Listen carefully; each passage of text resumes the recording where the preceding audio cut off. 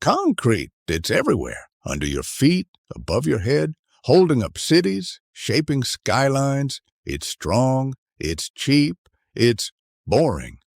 But what if I told you that in research labs around the world, scientists are turning this silent gray giant into a solar power plant?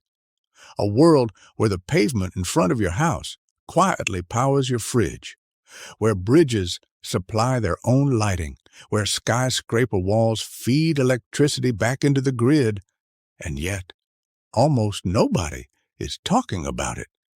This is the story of electricity generating concrete, how it was imagined, how it works, the battles it faces, and why it might quietly change our cities forever. The story doesn't start with electricity. It starts with a problem: pollution.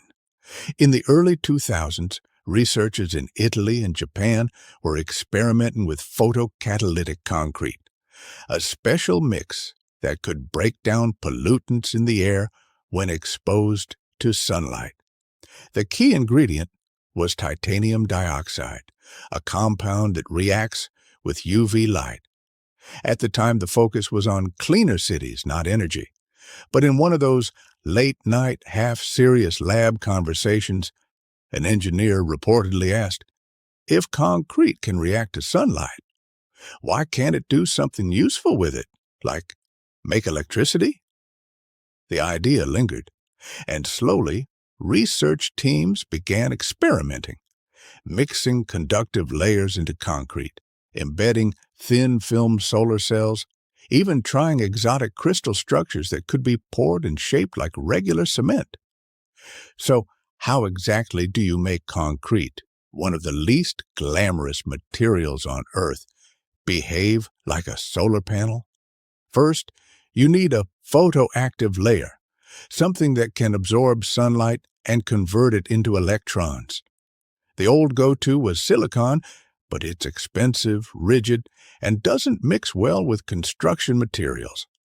Enter Perovskites, a family of minerals that are cheap, lightweight, and can be processed into ultra-thin coatings. These coatings are applied either on top of the concrete or sandwiched between layers. Then, conductive films, often made of silver nanowires or carbon-based materials, collect the electricity and channel it to hidden wiring. The magic here is integration. Traditional solar panels sit on top of structures. This technology builds solar capability into the structure itself. No extra mounting, no separate panel, no extra footprint. 1 square meter can generate anywhere from 15 to 40 watts, depending on the design and sunlight exposure. Doesn't sound like much?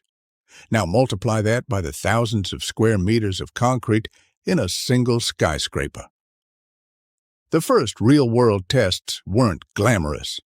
In 2015, a Dutch company laid a section of solar sidewalk in a small town. It lit up a few street lamps and promptly revealed one big problem: dirt, dust, mud, and even chewing gum cut the energy output by more than half in just weeks. A Japanese research team faced another issue. Their perovskite layer degraded after just 8 months under rain and UV exposure. Still, progress came. Austria tested solar sound barriers along its highways. China experimented with solar concrete roadways. Spain trialed electricity-generating facades on apartment blocks. Each time, the technology got a little tougher, a little more efficient. Here's where the story gets political. You'd think a material that could turn every building into a power plant would be an easy sell, right? Wrong. Traditional solar panel manufacturers saw it as competition. Construction companies feared higher costs and liability for electrical systems embedded in walls and pavements. Governments hesitated. The technology didn't fit neatly into existing building codes or renewable energy regulations. And then there's the utility companies. Imagine If every apartment block started producing its own power, less demand from the grid means less revenue for them.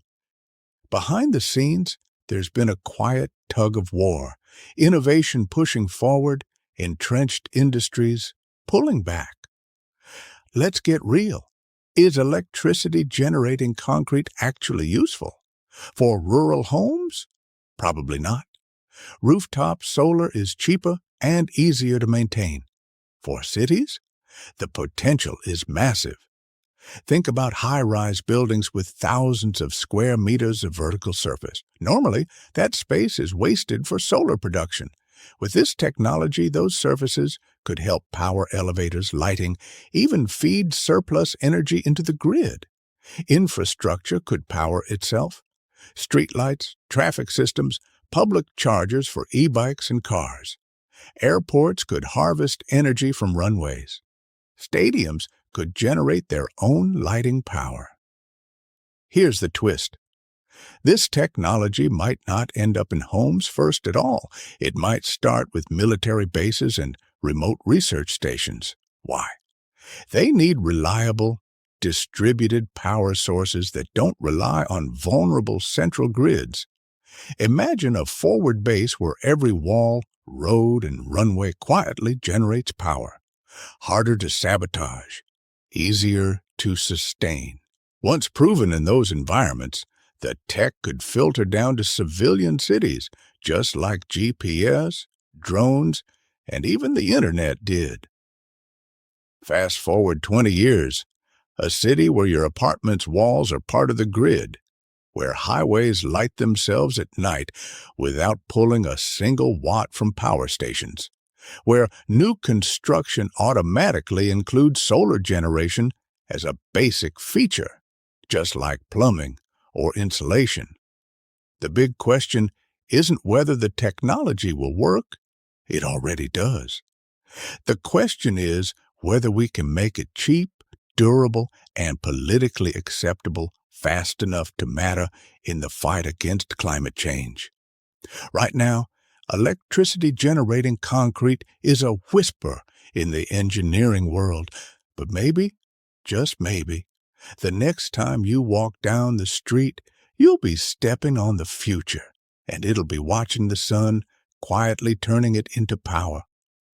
So that's the story of electricity generating concrete, from a late-night idea in a lab to a technology that could one day power our cities without us even noticing. In any case, this was the idea of the concrete. I hope you enjoyed the journey, and remember, stay curious.